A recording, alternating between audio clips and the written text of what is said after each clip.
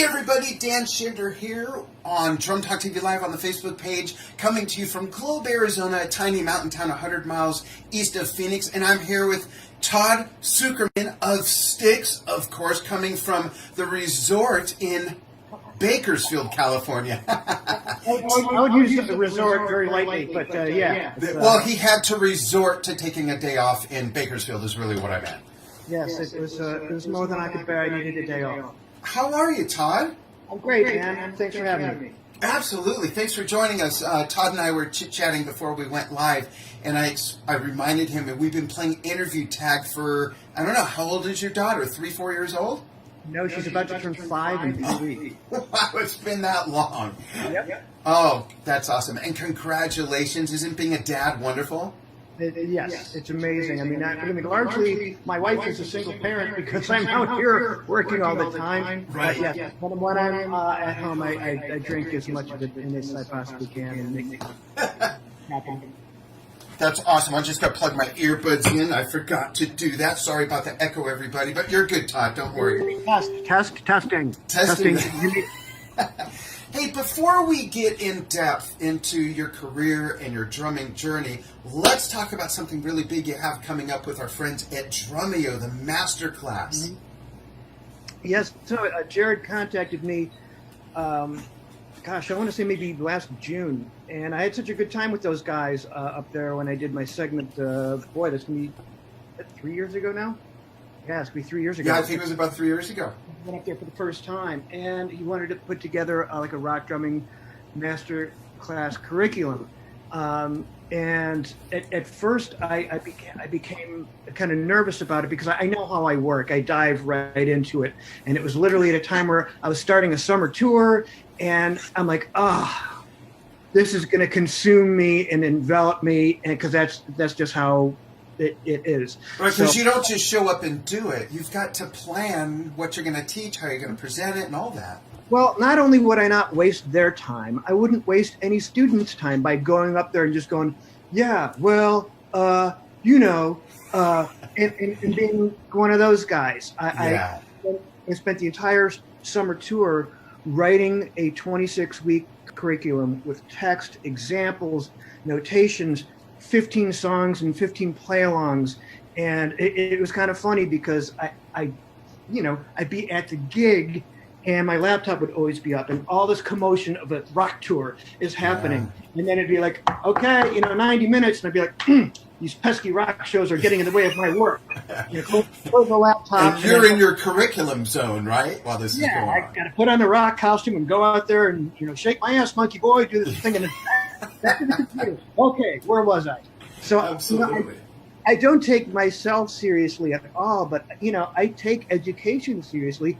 I take the privilege of helping people seriously, and I get such a joy out of whether it's something like this or the live master classes or teaching privately or doing drum camps, of seeing the light bulbs go out in people's heads, and they get an idea, or they're inspired, or they get almost teary-eyed because they're so into it. Yeah. That is hugely important for me, and that's what I really wanted to do with this 26-week course, is to take people from point. It doesn't matter where they are in their playing level, but take them from here, change the way they think about music, change the way that they emotionally relate to the music.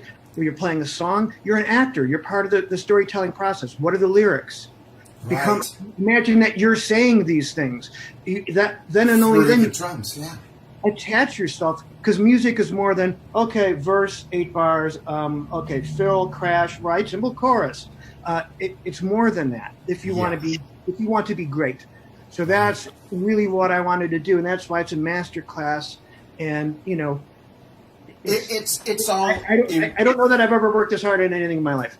That's awesome. It's all immersive, the way you're taking people through this. And I don't want to freak anybody out, but 26 weeks, that's like a college term without the breaks, which I think is fantastic. If you're going to learn something, don't just stick your toe in it. Go ahead, do a belly flop. You might swallow a little water along the way, but go ahead and swim all the way across that lake and get it done, right? Well, the cool thing that's different than a college course is you actually get lifetime access to all the lessons, all the PDFs, all the songs, and you can work at your own pace. People are writing me like, I have to go, to Europe for 3 weeks. Am I going to miss? Like, no, they're like an email. They're just waiting for you when you come back, so you can work on it whenever you want, on your own time, at your own pace.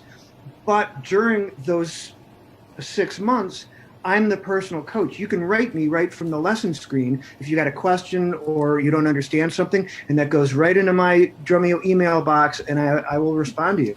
This is wonderful. What are some of the things that people can expect to learn that maybe either they need to learn to do it better, or they're completely missing it, or that may likely be new to them, even if they're seasoned rock drummers, whether they're 20 or in their 50s like me?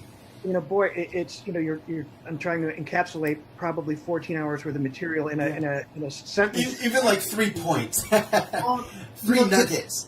There are certain techniques that let's just talk about a technique aspect for a moment. There are certain things that I find in teaching drum camps, having people fly in from all over the country to study with me privately, doing these live master classes, is that maybe one of every 30 drummers I encounter have any handle on the shank tip, sort of the Jeff Porcaro thing of playing 16th notes on a hi-hat, which is applicable to eighth notes. It's applicable to other parts of the drum set. So you can really cruise on that. Yeah. The looseness of the hands, having a space, things that you'll never be able to do if you don't employ that technique in your playing. Fast ride cymbal time, whether it's swing time or 1 EN, 2 EN, 3 EN, 4 EN, there's I call it the flag tap snap motion. Your hand actually opens up. And it's a weird thing to learn it. You have to learn the big motions. I can't teach you how to play dig-a-ding, dig-a-ding, dig-a-ding, dig-a-ding, dig-a-ding. But I could teach you how to teach yourself to do that with learning the big motions. Then it's up to you to put in the time and be serious and earnest about it. Right. And that's the only way you can do it. I always say, I use the analogy, you can't throw a fastball, a 90-mile-an-hour fastball like this, or with a stiff arm. It has to be loose. So there's only one way that you could do that. And I find very few drummers that I come into contact with have any handle on this at all. And this will change your playing life for the better forever, because now you've broken through that ceiling where you have the technique to accomplish a particular physical task where that is the only way you could possibly do it. Oh, that's great. I love that. Tell us how people can find out about the masterclass and register, and Gilbert will drop it into the comments. Cool. It's the website is drumeo.com/rock. Oh, well, that's easy enough. You got that, Gilbert? That'll take you right to the Rock Drumming Masterclass. And here's the thing about the course: enrollment ends on January 31st. That's it. So however many students are there, that's it. And those are the players that are going to come on the 6-month journey with me. Afterwards, it's not going to be available. So there is a deadline. And I've had some people. I just did actually a little video. Some people have written like, "Oh, dude, I don't have the money right now." I'm like, maybe they don't, and that's a shame. But if you can afford 2 cups of Starbucks a week, that's what the weekly lessons cost. Wow!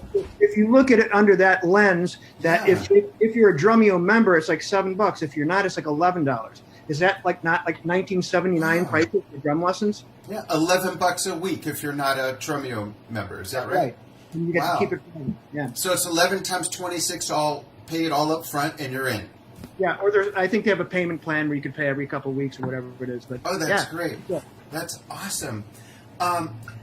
Going back to technique, and thanks for sharing all that, because I want to make sure everybody knows about the masterclass. And going back to technique, I want to kind of get into your playing, and we'll kind of work your journey backwards. I got to tell you, one of the things that fascinated me when I saw you play for the first time live in person, and this is going to sound real kind of naive or something, but I watched so many videos of you, Todd, and I still don't understand how you keep the stick in your left hand playing traditional grip, hitting what looks like so hard, and how the stick doesn't bounce off the drum and out of your hand. Can you explain the ergonomics of that? And I got a pair of sticks right here. Hold on. Okay, great. Thank you.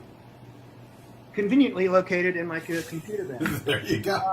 Yeah, basically for me, like the magic hinge is in here. Okay. The part between the thumb and the finger, and then so the other fingers just kind of wrap around, Right. and that's going nowhere because the hinge. It's like locked in there. So I could, here's the dust. Sorry if I scared you. But Yeah. Probably scared the people next to me. No, that makes sense. It's you can see it's a karate chop. So another thing, like I talk about in the Drumeo thing, is I bring the snare drum up to meet me because this angle, that's a karate chop. If I was to break a board of wood, Right.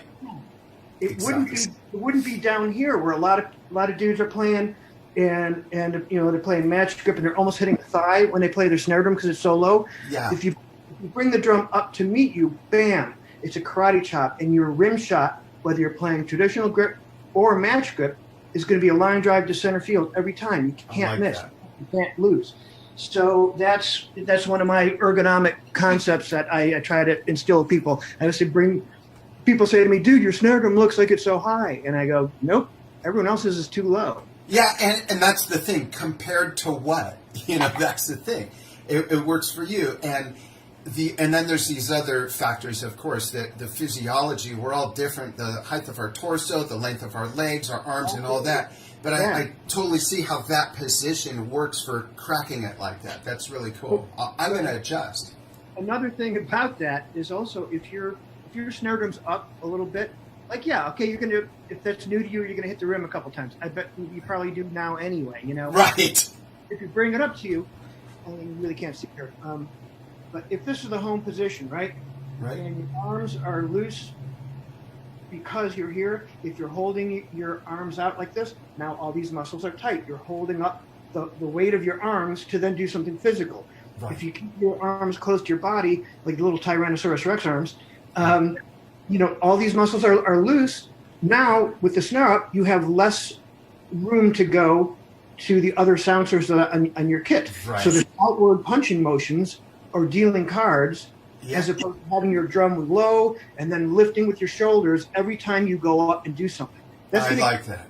That's going to kill you on these 3-4 hour gigs. But if you're right here and you're just punching out. Definitely. It makes sense. Everything, the distance is economized, so it's just easier to get to everything.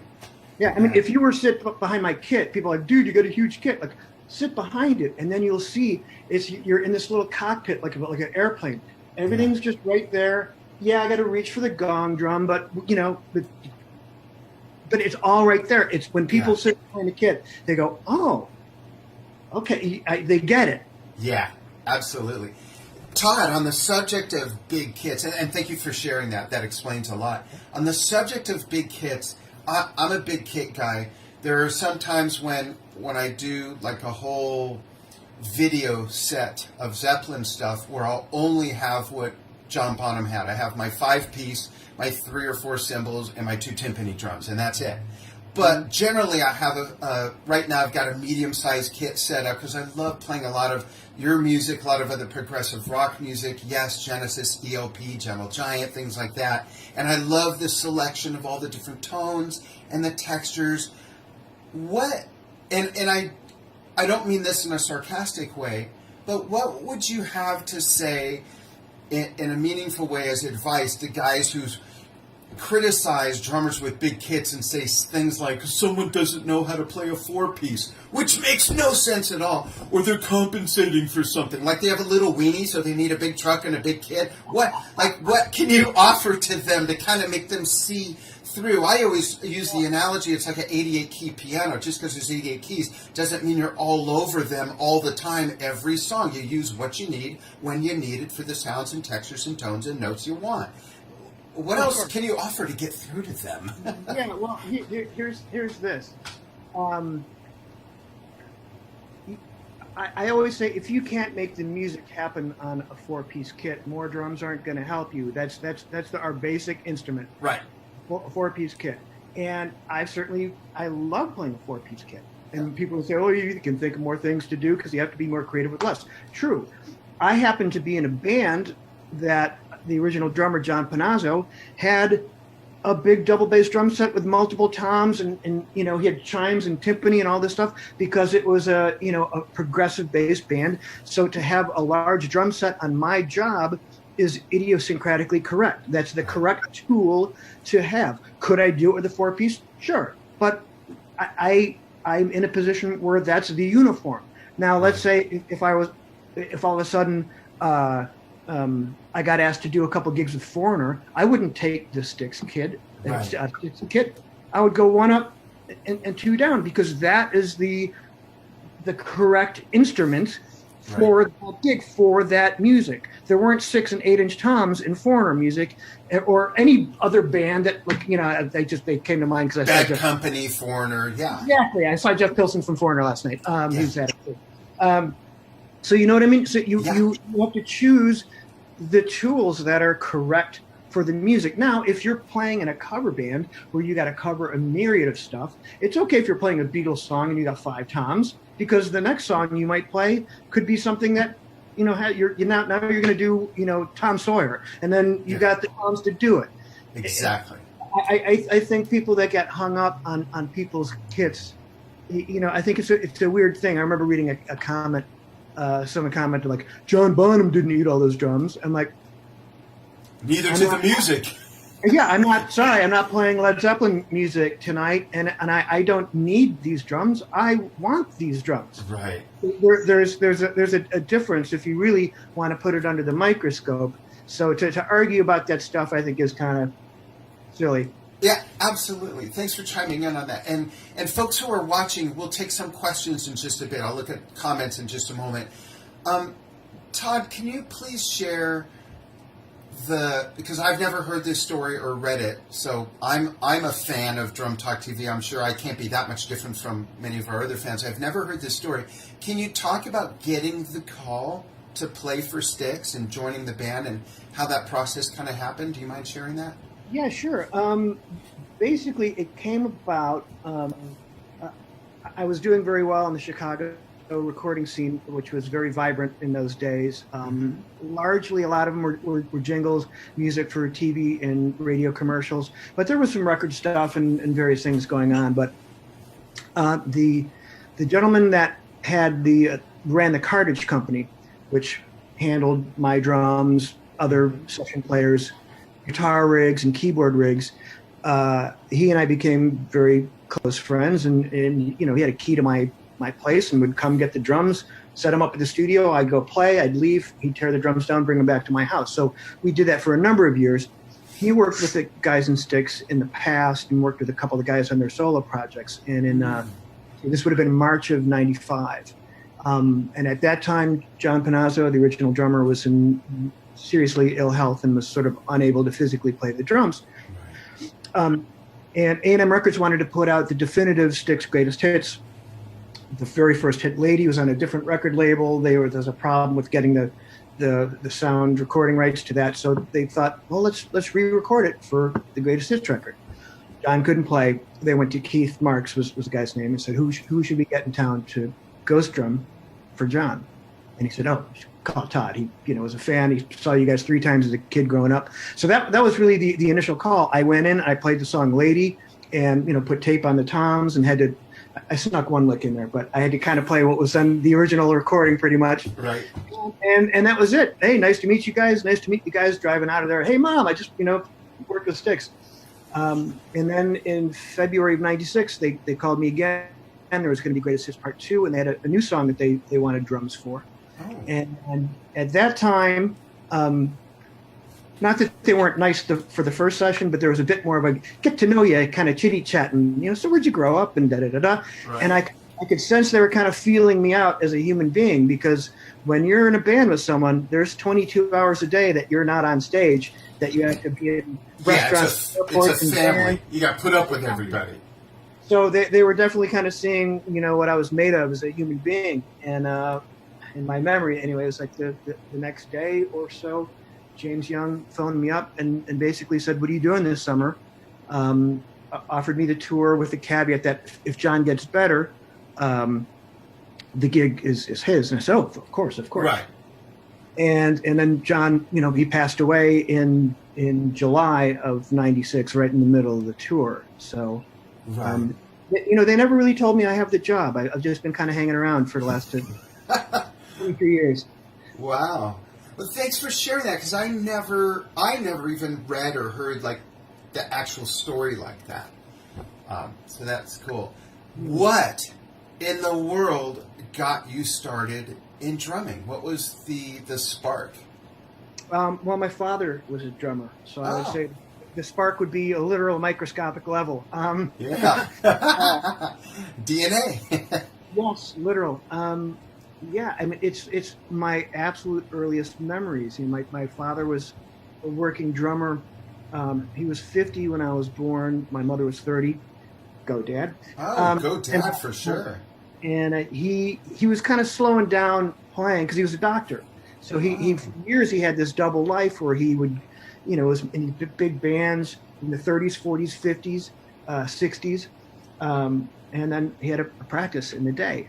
So there were drums in the house, and I was immediately drawn to them. I loved the way they looked, the way they felt and smelled. The vent hole, the wood and the glue and all that stuff. And you hit the cymbal, and it kind of scared me. And at the same time, you know what I mean? Yeah. So the fascination. It was just that was it. Now I was very fortunate. And my mother was an actress, singer, and could play piano. My two older brothers, the oldest one, Paul, was already a pretty accomplished kid piano player. And it became clear by the time that I was 3 that I was going to be playing the drums. The middle brother, Joel, started on bass. So I grew up with rhythm section. We'd throw a ball around, the swim, then we come in and we play. And it was just a friggin' beautiful way to grow up. I mean, I'm so fortunate. But yeah, by the time I was 4, I was like playing like full beats and everything, and I did my first paying gig when I was 6 with my brothers, and it started from there. That's awesome. Who are some of your biggest early influences? And then tell us some maybe more contemporary artists, whether they're bands or drummers, that you admire. Oh boy, okay. There's I could talk to you until tomorrow about this. Yeah. Obviously, there's my father. And what did he play? Mostly jazz and stuff like that? Okay. He was a big band jazz like timekeeper. He had the sweetest buzz roll I've ever seen anybody do to this day. Wow. But he was just like setting up kicks. He wasn't a flashy guy, but he always loved Davey Tough. He always tried to be that kind of player. Yeah. But yeah, Buddy Rich, and I remember seeing him on TV all the time as a kid. My parents would let me stay up late and watch, the Tonight Show when he used to be on. Danny Seraphine, Chicago 2. I would sit literally in diapers with my Mickey Mouse record player listening to that. Yeah. Sonny Payne with Count Basie. Oh yeah, Sonny Payne was amazing. Yeah.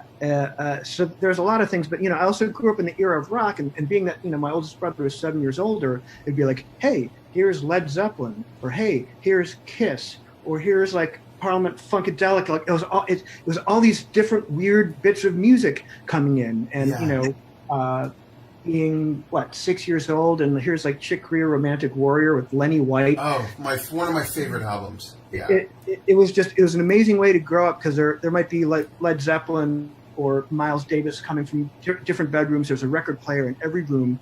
And I used to go to, friends' houses, as a kid, and I'd be like, where are your instruments? Yeah. What's wrong with this family? You don't have a record player in your room? I was like, you don't even have a record player anywhere. I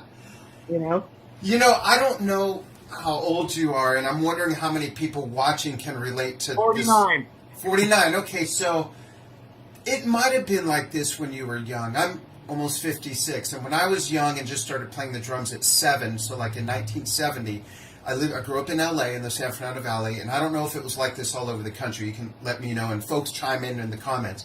There was a local radio station called KHJ. I even remember their call jingle. It was 93 KHJ. And Charlie Tuna was on it when he was younger. He was the DJ. But here's the thing. I would put on headphones and just turn on the radio. And back then, music was not as segregated by genre.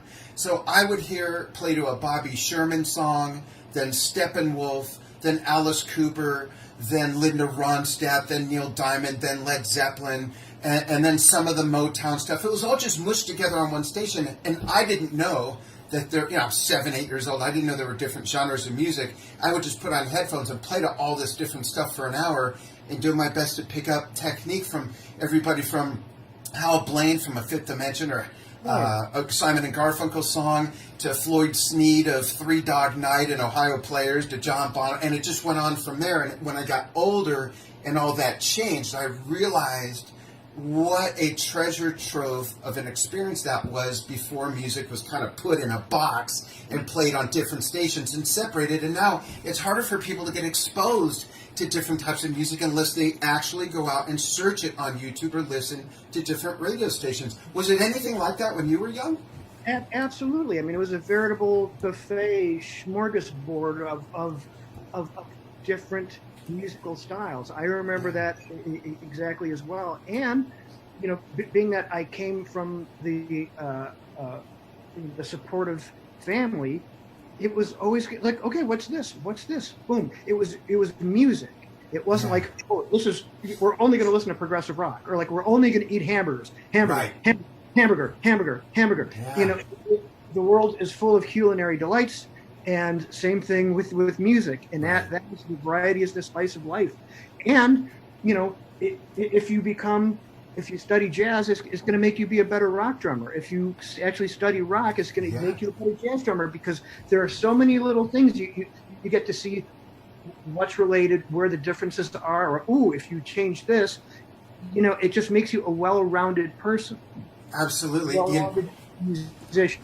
Yeah, now when we turn on the radio, we're hearing the same 12 to 24 songs all day long in the same genre, the same box. I just don't even see a reason to listen to the radio anymore. And going back to playing rock making you a better jazz player and playing jazz making you a better rock player, look at Mitch Mitchell. Look at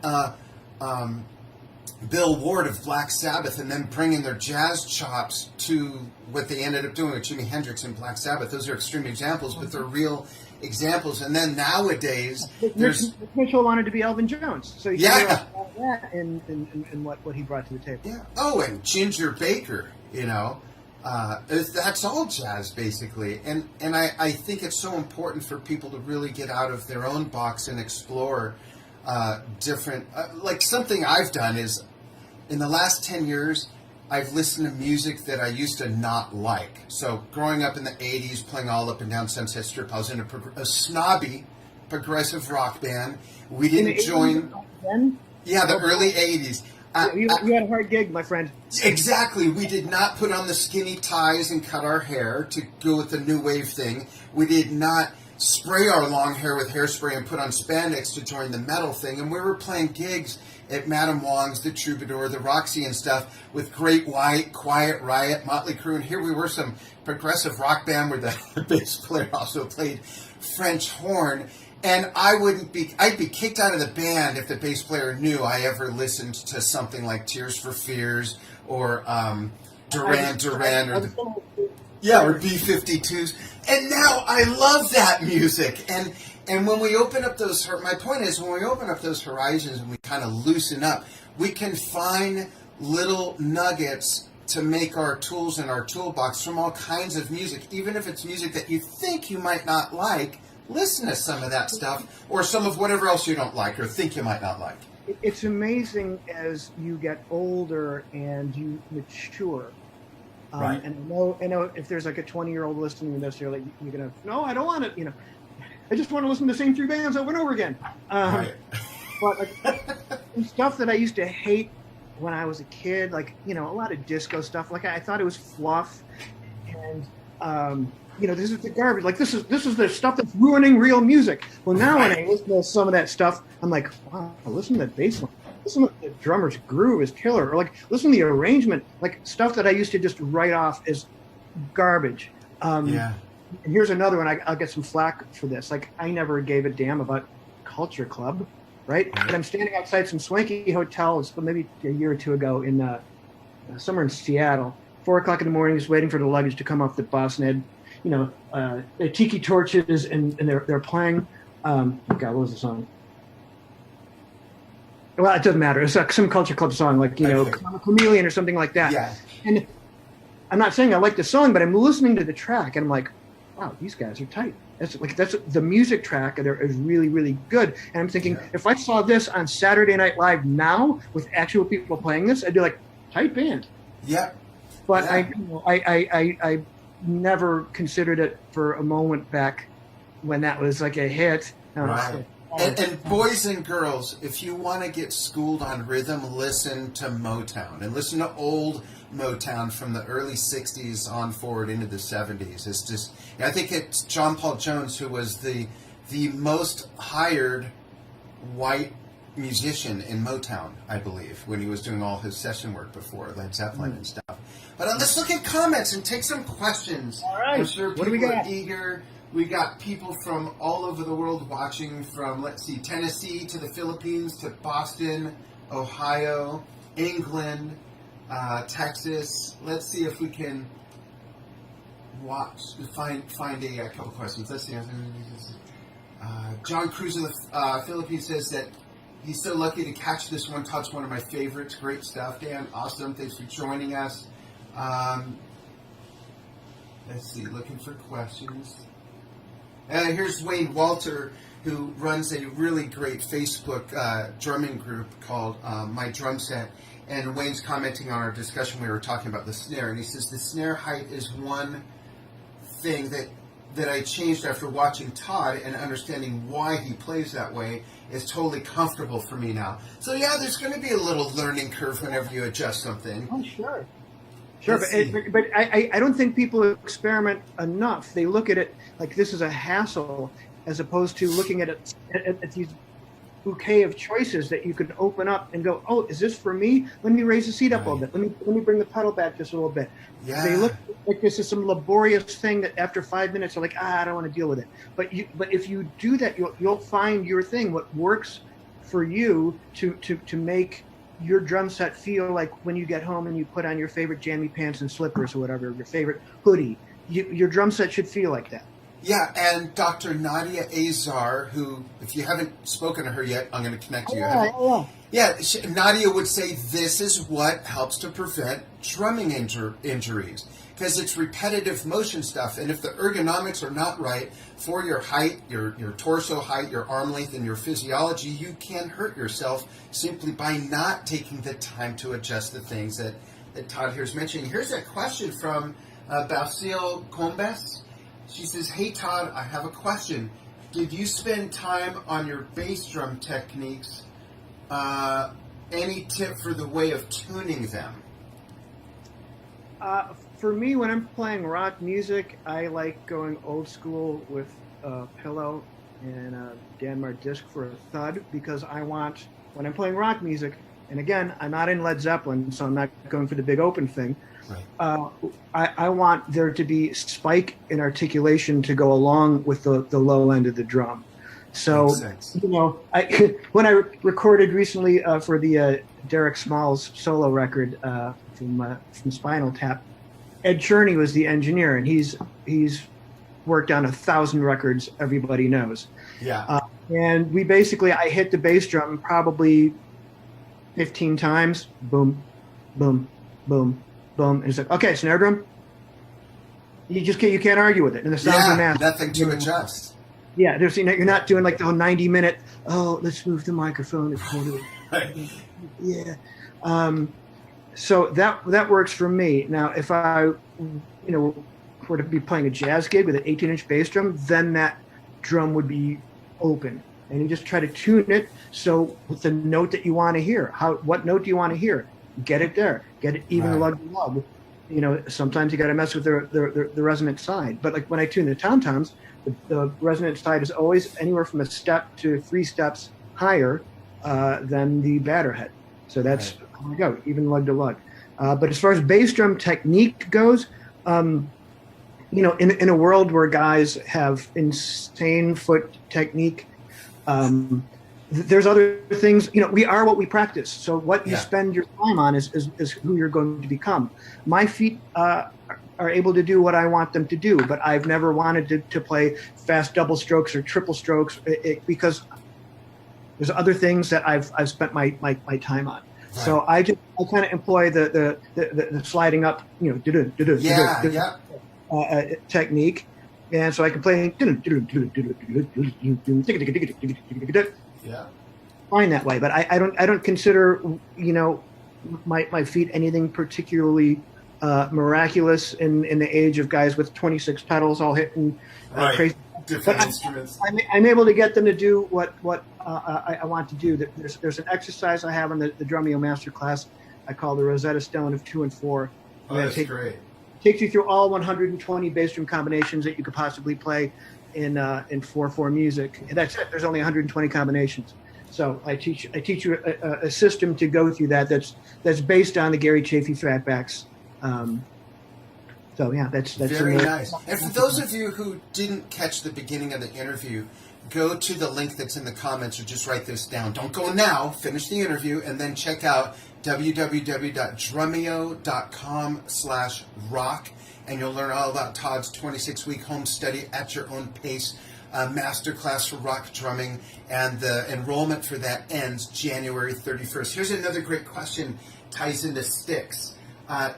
This is from Ryan Maloney. He says, Todd, how much work did you feel like you had to do before you felt like the Styx songs were your songs? Good question. Any time that you replace someone else, you're replacing someone else's heartbeat. And in this case, with a band like Styx, John, and I mean, no disrespect to John, he was a very active drummer for someone that had limited technique. So that was an interesting combination. It's not all the song back, boom, boom, back, boom, back, and there you go, play that, and that's the part. He was very active, a lot of fills, a lot of things down the toms. So I was able to kind of go in and update things a little bit from the 70s and early 80s, kind of make them a little hipper, a little denser, but still not detracting from the music to the layperson that buys a ticket that is coming for the concert experience to hear those songs. A drummer might see there's something deeper going on there, or a in tune individual, but I don't want to rip the concert goer out of their game that they're having when they hear this music. And their expectations of how they think they're going to sound. Right.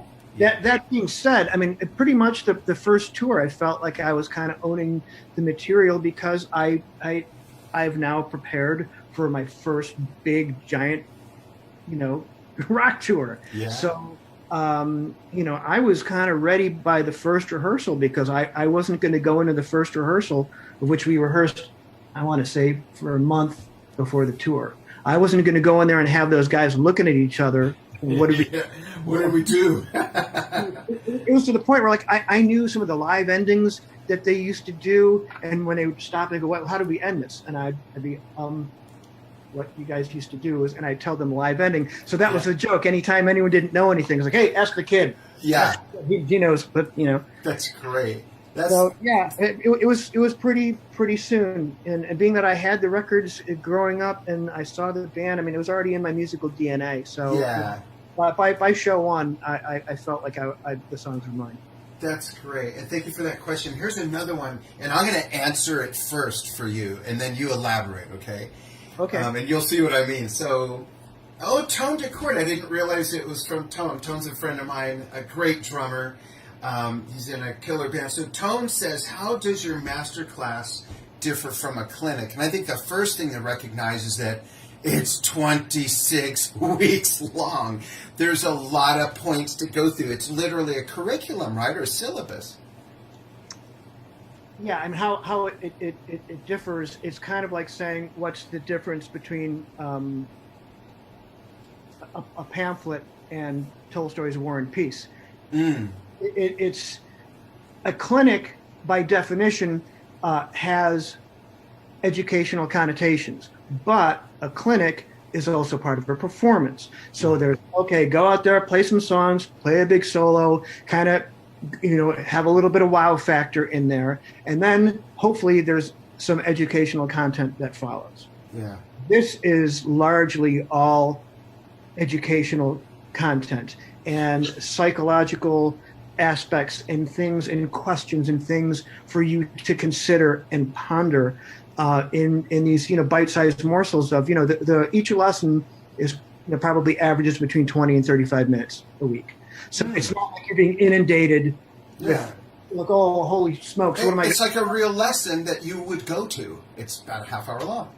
And then you have that week, and you have assignments and things to accomplish. And the technology, by the way, side note, that Drumeo has launched out for this is really, really cool with the lesson platform and checkboxes that you could see your progress. Yes, I did this. Yes, I did this.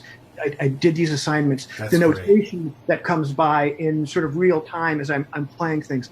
It's really friggin' awesome. They've rolled out the red carpet for this project. That's awesome. They do such a great job. They really do. And side note, with the Drumeo guys, like, they so deeply care about helping and spreading education. I had a big talk with Jared, because he's obviously a smart and successful guy, and we were talking about the finances of everything. And he goes, if this was about making money, this would be a very different operation. He's got a board where he's got dots all over the world of all the Drumeo subscribers, and he's serious about the outreach of education and helping people in this collective passion that we all share and all love. It's really, I'm so honored that they asked me. They could have asked anybody, anyone to do this project. They actually asked me. They actually asked me, and I said, call Todd. I'm busy. Yeah, thank you. Thanks for the referral. It's really exciting. That's great. It's massive. So we're a clinic is something that you go experience and you go, wow, and you hopefully learn a couple things. This is 14 hours of stuff that you're gonna. It's a heady thing to say, but it's going to change lives. That's great, and I believe it. Let's look at a couple other questions, and then I'll close with two questions. Peter Runick says, Todd, your fills are extraordinary. What books would you recommend for someone who wants to improve their fills?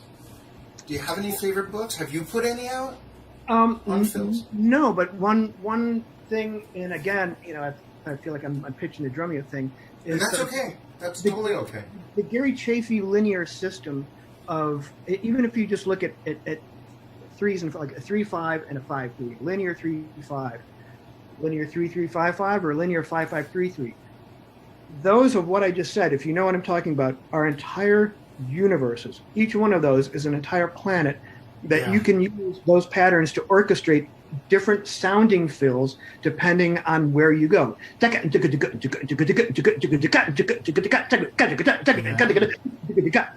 3, 1, 2, 3, 4, 5.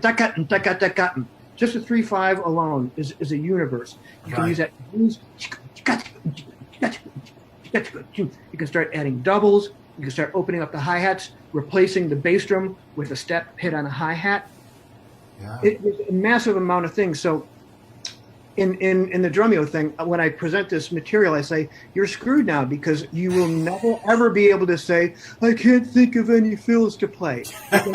It's a template for you. It's like, oh, hey, have you ever seen Mars? Boom, you're on Mars. You're like, holy smokes, look at this red planet. Yeah. Once you know that, you can never sit back and go, I can't think of anything to play, because the vocabulary is opened up, and now it's endless as well. Yeah. So I'd say Pat, if you're looking for a particular book, Gary Chafee Patterns Volume 3, Time Functioning, is one of the greatest books ever written, and I'm surprised how many people I run into that are unaware of that or never heard of it. Again, it's Gary Chafee, not Gary Chester. And I cover all the stuff in the Drumeo program.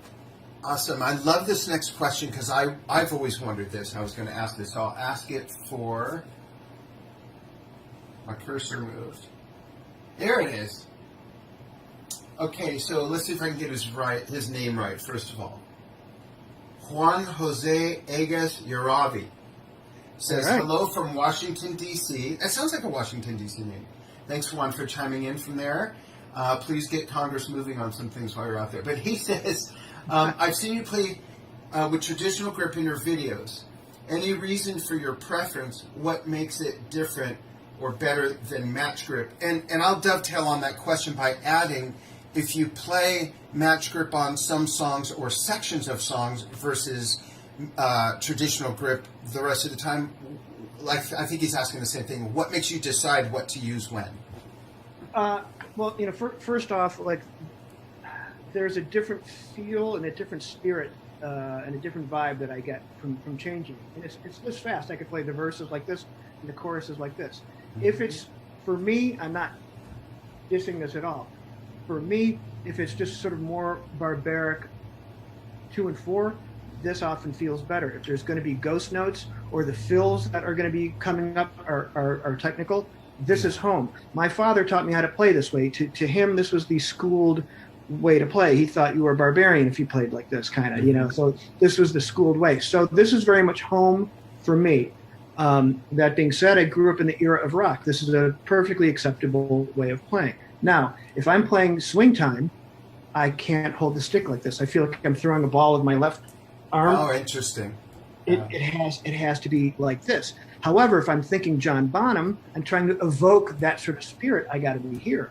If I'm thinking Tommy Jones or Stuart Copeland or something, I have to be here. There's also when you try to attach yourself to some sort of spirit. Now, I'm not saying you're imitating a particular drummer or playing their licks, but all of a sudden the music inspires you, where there's some flash through your head that's like, this is all the kind of the deep magic part. Yeah. And there's just a spirit, a whiff, like a smell of a scent of cooking or something like that. Yeah. That to evoke that spirit, to really get into that will change what I play at any given time. Largely, this is home for me, but on the Styx gig, I'd say it's 60-40. Mm-hmm. When you do your big fills around the kit, whether it's around the kit or just all over the place, do you switch to match? I've had a hard time playing traditional when I'm getting to like my smaller toms that are just in a weird position, and to me, the traditional grip is uncomfortable. It's harder for me to get there and hit it properly. That's actually a good point, Dan, because there's certain things that it's flashing through my head now, that if the fills are broken up, I would play it this way. But if I'm going down the toms a la Neil Peart or Phil Collins, that spirit is going to be here. Yeah. So if I'm playing, digga digga or something along those lines, this is the correct spirit that I'm gonna pull that sound. So yeah, I wouldn't necessarily do a roundhouse like this. It's interesting. I haven't really thought of it. Yeah, cool. Let's see if we have a couple more questions. Tone DeCourt says he's doing your class on Thursday. Awesome. Would love to get progress reports. Send us videos of your improvements, Tone. This is an interesting question, and I love this question because it's to you. And I think this is brilliant for someone to ask your perspective on this. Kevin McCurvigan is asking, what do you think is John Panazzo's best work? What I think is John Panazzo's best work? I think he captured a Keith Moon thing on Lorelei that I thought was pretty cool. Ooh, yeah. I always loved the overdubbed Octobon thing in the beginning of Borrowed Time. I thought that was really cool. Yeah. The choice to play a bolero in Lady was very unique. Like, who just throws out like this pompous bolero in the middle of the song? That was rock ballad. That was a cool choice, and that song was recorded in 1972. Wow. Let's see what else. The choice to play 1 and 2 and 3 and 4 and 1 and 2 and 3 and 4. Yeah. Too much time in my hands. Yeah. That's a peculiar rhythm. Definitely. Those would probably be my favorite ones. Cool. Let's see. Jeremy Smith is tuning in from the middle of the Caribbean Sea on a cruise. Hey, man. Thank you, Jeremy. I love it. Go visit St. Kitts. That's where my wife's family is from, actually. Let's see. Cool. Todd, maybe at some point you can cruise through these comments and see if there's any other questions you could answer. I have 2 questions in closing because I don't want to take up... I got a day off. I'll go on the Facebook and Cool. I'll talk later today. Cool. We appreciate that. I have 2 last questions. One is, what's going on with Styx? Do you have anything to report? Any news coming up? Anything to look forward to this year? Yeah, we're actually kind of taking it easy this year by only playing 85 shows and kind of staying out of the sheds in the major markets for a while, because we've been doing a summer package tour every year. Yeah. So we're kind of playing some of the secondary markets and just kind of playing on our own.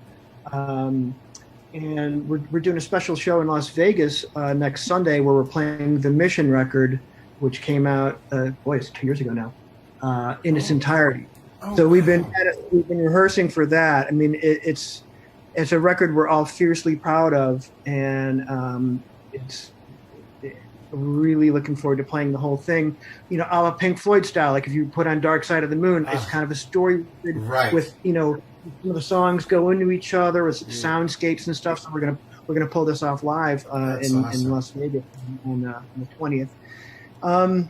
What else? Hopefully there'll be some Mission shows added later in the year. I don't have much of my schedule past May right now. We're going to go out and play, and it's such a fun, fantastic band to play in. I actually just posted an hour before we started here. I put together a compilation of one of the sets from Phoenix, where I posted 24 songs in 14 minutes. So there's little 30, 40, 50-second clips of all the songs played that night, and we debuted a couple of songs from the Mission because you got to get our feet wet playing some of this stuff live, in front of people. That's awesome. You know what? Before I ask you the closing question, let's give everybody a taste of that. I actually have a video, if I can find the right button here. Actually, here we go. Have a video queued up that you won't hear or see, but the viewers will. We'll watch about a minute or so of this, and this is the one you posted from Escondido, 20 songs in less than 12 minutes. So let's and it's a great view. So let's let this rip for a little bit.